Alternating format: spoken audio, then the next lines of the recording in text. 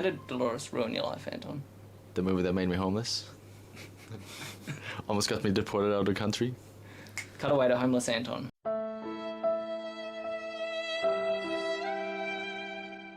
So I remember getting a script for a version of Dolores where she was instead of walking through a house, she was walking through like a motel and going into various rooms. That's very true. I forgot about that. Yeah. Yeah. It actually started when we were making Watcher. Go watch it. Stop being around and leave me alone. It's like, oh, we have a female cast now. I can make movies about girls now. Girl problems. Girl problems. Off the top of your head, top 3 girl problems. Dealing with men. Dealing with other women. Dealing with everyone else that doesn't fit into the 2 first categories. That was a test, and you've passed. Welcome aboard. I was like, you know what? I'm young, I'm naive, I'm definitely ready to make this movie. Let's make it happen. Got a couple of people involved, some producers. I was like, you know what? You seem like a trustworthy guy. Here's the money for the movie. Turns out, wasn't a trustworthy guy. Ran away with the money. Said he would call the police if I wanted my money back. And that was the first time Dolores got delayed. My goodness, how would you recoup the costs of this film? What could you possibly do to make this film now that you've run out of money and you don't have a producer? Yeah, so after losing all the money, I sold my body to science. I have a question for you. Did you see the ad for this on Facebook? Yes, I did, and it didn't sketch me out at all. I was meaning to ask you that because I've seen the same ad. I've seen the same ad. Yeah. It's a bit of a sketchy ad. It's like, sell your body to science, get a shit ton of money. Like, basically a month's wage, if not more, depending on what you do. Mm-hmm. And I was like, what up? And the one I did, they were like, you have to stay in the hospital for 10 days, you can't leave the premises. And I'm like, what a perfect opportunity to do some pre-production of this film that I'm definitely still gonna make. Yeah. I'll be well enough after this medical experience to make a movie. So that's what I did. I was sitting there in the hospital for 10 days going insane and writing about this woman that had mental health issues. So I guess it maybe helped in the end. If I'm gonna make this movie, no one's gonna enjoy it based on the script by itself. So I'm gonna make it look very interesting, or try to. And get it, because it all takes place in her mind. Spoilers if you haven't figured it out yet. It all takes place in her mind up until a certain point where it would go back to reality, as Eminem says. Snap back to reality. Oh. There goes gravity. Scoopity poop. That's Kanye though. Yeah, it all takes place in her mind, so to make it feel more like it takes place in her mind, I was like, it has to look different than every other horror movie out there. In the script, was all that visual language and the themes, obviously the themes were there, but the visual language and some of the Easter eggs in the film as well, was that all included in the script? Yeah, all of that was in there, but in the sense of like how it actually ended up looking and how the light is in the movie, that was all just through lookbooks and looking at paintings and not so much movies, just looking at paintings. Because I'm an artiste, and that's what pretentious people do. And then, so I'm in the hospital, finding out that I was very lucky to do the one I did, because the other medical research that happened at the time was like the first version of the corona, or like the COVID-19 vaccine, and they had no clue what they were pumping into people's bodies. So they did not have a great time. But yeah, I had a great time because I was like phase 19. They'd done this over and over and over again. Weren't you doing like antibiotics or something? It was like a skin treatment thing. So they cut out a piece of my skin when I was healthy and they hadn't pumped me with a bunch of drugs. Pumped me with a bunch of drugs for 10 days and then cut out a little bit more skin to compare. I don't know what the results was. I know that I turned blue for like my sunburn, as you get in Australia. I wouldn't turn red, I turned blue for about a week, and I was like, is this staying? Because this is fucking weird. And you have to go back for weekly checkups, and I went back for a checkup, and I was like, well, I was blue for about a week. And they're like, oh, that's weird. And no follow-up. Oh. So I did that. I got out of the hospital. I was like, I'm ready to make this film now. This is gonna be fantastic. Like, everything was sorted. Flashback. We rewind the tape a little bit further to this producer that fucked me over in the first place. He's gonna get a special segment in this whole interview where before he took my money and ran, he was part of the casting process. Right. And we had our cast. Very happy with our cast. We went and we did a sort of like table read that was gonna that we're gonna record, and we did some like poster photo shoot stuff. We did this at the producer's home because he had a home studio set up, and we're like, okay, fair enough. Little did we know when we made this agreement that he lived 4 hours away from everyone else. So we drove like, well, maybe 3 hours. 3 hours north, spent the day there, didn't have any water or food because he just didn't think about that people need water and food. So eventually we, dying, sent someone out to provide basic human necessities. The UN Charter of Rights. Yeah. Yeah. And then, going down again, and you're like, well, that was a day spent for sure. Were any of these photos from the Dolores poster from that day? No, because none of these cast members were there that day. Because later we found out that this producer was mistreating the cast and no one wanted to come back to actually film the short film. So every single person from the table read and the posters that we made, skedaddled, got out of it entirely. I confronted the producer person. I was like, what the fuck have you done? You've ruined everything. Now all of them are gonna jump this sinking ship of shit. And he was like, well, none of this is my fault. I'm gonna keep the money that I have in my bank account, and I never want to hear from you again. I was like, well, I'm an immigrant and I have no rights in this country. And I guess that's just the way this is gonna go. So then, fast forward a little while, I was down in the dumps for a little bit. I was like, well, this is not happening anymore. And then a couple of months later, I was like, well, it has to happen. Because I'm an immigrant and I'm gonna get deported from this country at the end of the year. And I'm gonna make this movie before I leave. Then it didn't end up happening in that year, so I had to spend a lot of money to renew my visa to stay in the country for another year so I could actually make this film. And at that point, that's when I went and did this medical trial to, recoup all the money I spent on and got stolen from me. We had suffered defeat. We're down in the dumps. It's sort of like second part of the second act. Everything is lost. We had a little walk in the rain montage of what are we doing with our lives sort of a thing.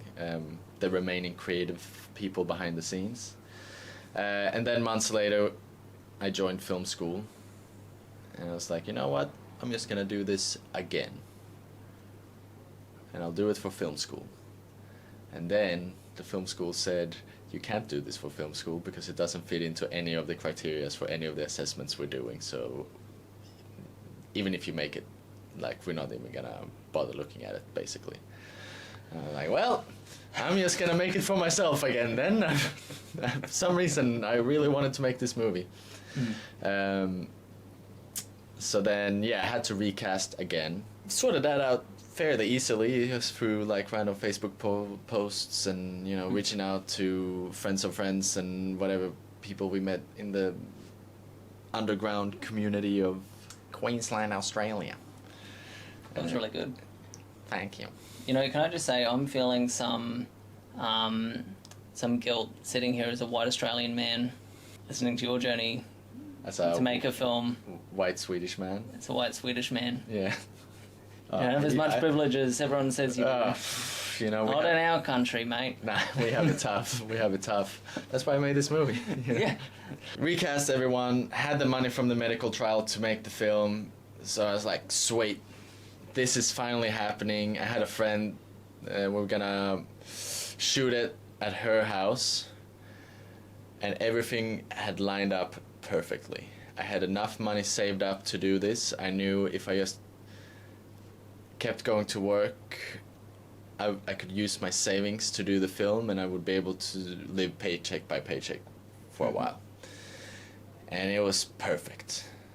And then, like a month before we were gonna shoot, my car broke down and I couldn't go to work anymore. So I was like, I need to use the money in the budget to buy a new car, like a really cheap piece of shit car, with the rest of the budget, and I'll work like crazy for a month so I can recoup what the car costs, and I can spend that back on the film. 1 week before production begins, this piece of shit car that I bought breaks down. And now I've spent all the money on this new piece of shit car, so now I don't have really much money to spend on anything anymore. Of course, I had timed it perfectly that I had to pay for a whole term of tuition fees in like the same month, and 2 months later I had to spend another $1,000 on renewing my visa. So it was perfect timing. All the parts were accumulating, and I did not learn this lesson then, because I did the exact same thing later on again. Why couldn't you just contact your friend David Sandberg? I actually tried once to reach out to him. He did not look at my message, or he did not see it. I'll try again. Okay, so you've gone through 2 cars, the entire budget of the film. It's a week out. Yeah. How did you make this movie? Oh, and then I was like, okay, you know what? Fuck it. I have a little bit of money left. This will just have to do, right? Less than a week before filming begins. Days before filming begins, this friend that we were gonna shoot in their house, all nighttime shoots, because we couldn't really block out the house, and it was in the city, so you'd have too much noise during the day anyway. This friend that we were gonna shoot at, she went into surgery, and she's like, well, I can't stay up all night and have you guys filming here because I just got out of surgery and I'm wrecked. And I'm like, well, there's only one solution, because this film for some reason needs to happen right now without compromise. Found an Airbnb. So she was at an Airbnb. We were at her house. We would shoot all night. I would borrow her car during the shooting days, shoot all night into like sunrise. Then I would drive over to the Airbnb, making sure that she was fine and, you know, had food and whatever, and didn't just die in her bed after the surgery. It wasn't that bad, but taking care of her during her surgery. Drive back to the coast, which was 1 hour down, go to school, drive back up, do a whole night of shooting, repeat 3 days in a row, do the whole night of shooting, finish shooting, everyone goes, lock up the house, drive out to her, check in on her, drive down to the coast, go to school, drive back up, do the whole thing again. So I was slightly sleep deprived during this whole experience. We get into the more R-rated scenes, so to say. Female problems. Yeah, female problems. Probably in the top 5 female problems. And all of a sudden, I have cast members, I have crew members come up to me and say, I've experienced similar circumstances before. This is quite traumatic for me. da da da da da da. Who knew that females had female problems outside of this fictional story that I've created? So that was another obstacle and another hurdle, and we just tried to cater for their needs and let them have space and, you know, not sink down into a deep depression like I did. So that was an added challenge. Then we had a PA that almost killed someone because we had fake vomit in the fridge made from like pea soup and white bread and just mushed up together. Time for lunch or dinner or like midnight snack, whatever you want to call it. We were gonna eat. Next to this vomit was the actual catering that we were gonna have, that everyone was eating. One of the PAs thought he was gonna be nice, and he was like asking people, "Do you also want this thing?" Not knowing that it was the fake vomit, and giving a plate to one of the crew members that's celiac, so like will die if they have any gluten.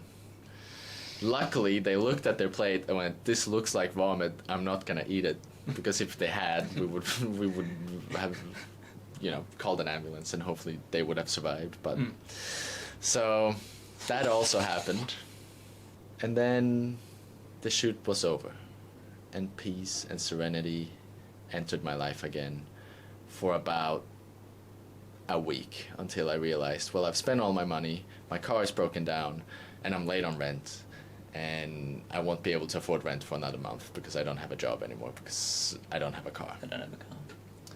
So then I turned homeless. I became homeless. And I started couch surfing around with all my friends. And then eventually one of my friends decided, you know what, I'm gonna kick you out. So then I became actually homeless for about 24 hours until... In your broken down car? No, just because on the street? Just walking around until one of my other friends found me.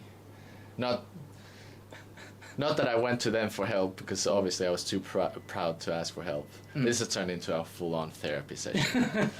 Hold on. Why do you find it hard to ask for help? It is a full-on therapy session, isn't it? I think...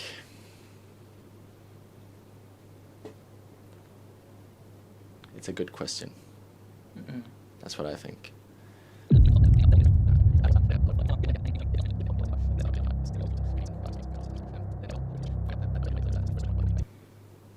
Yes. Got a finished film. Yes. Now what? Then we were all like, oh my god, we made something amazing, this is great. Let's send it to all these festivals and spend even more money. Because it costs money to send these things away to festivals. And then it got rejected. Every single time. Until about a year later when I was like, screw it, it's going on YouTube today. And then the first AD, I tell her, I'm like, screw it, I'm putting it on YouTube right now, like starting the upload basically. And he's like, no, it's getting entered into a festival in 2 days. I'm like, that's a little bit too late now, but so I waited. We went to a festival. It was accepted? It got accepted. It was shown? It was shown. People reacted to it. I don't know if they liked it, but they reacted the way you would assume someone would react to this. Did anyone approach you with their thoughts? Like, did you get the catharsis of somebody sees me, someone sees this film? Like, did you get any feedback from anyone at the festival? Yeah, I had some people come up and talk to me, but I'm very socially awkward, so I avoided them at all costs. I think they spoke with the other people that were there, like some of the crew that was there. They got, you know, good feedback and like, good on you. And I was like, great on you to take that social responsibility of getting the feedback.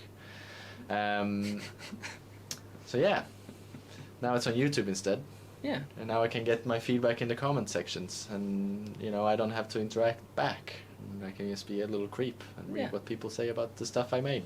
If you ever feel down in the dumps, watch Dolores and think someone has it worse than you. Not only these fictional characters, but almost every fucking person that was involved in making the movie.